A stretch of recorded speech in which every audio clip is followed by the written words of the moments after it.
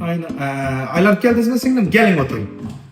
Doktor görsangiz bilmazam yok.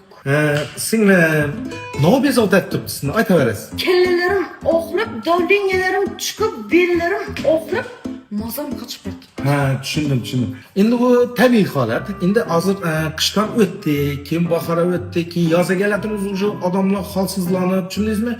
Energiya bo'lmaydi, energiya. Endi sizga zo'r variantini qilaman. Dori ukullardan foydalanib ko'rdingizmi? Havo bir sem tesir etken yok. Sizga ta'sir etadiganini o'zim taxlab yozib beraman. Hozir meni yanimdan chiqib ketasizdan, do'konga borib toza tuflin degan doridan foydalanishingiz kerak. Bana yakıp başladı. Toza tuflin.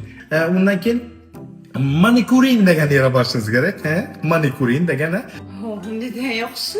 Keyin ana undan keyin har kuni kechqurun mashinada прогулин qilishingiz kerak. Nefes yetip başlayatırış. Aytın doktor aytın. Ana undan keyin har kuni eringiz bilan dangacha polubin qilib berishingiz kerak.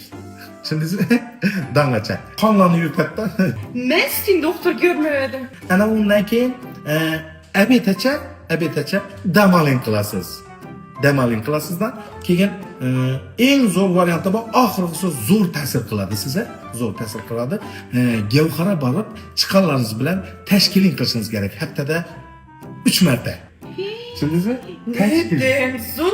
Hazır telefonum oynayayım olsa çıkamlarım. Tashkiling gavhara bor. O'zi sizning bemorlar uchun biza tayyorlab qo'yamiz. Oldu. Rahmet doktor. Ben sizin doktorunu görmedim. Gotta catch another fight. Yeah. The apple bottom make 'em wanna bite. Yeah.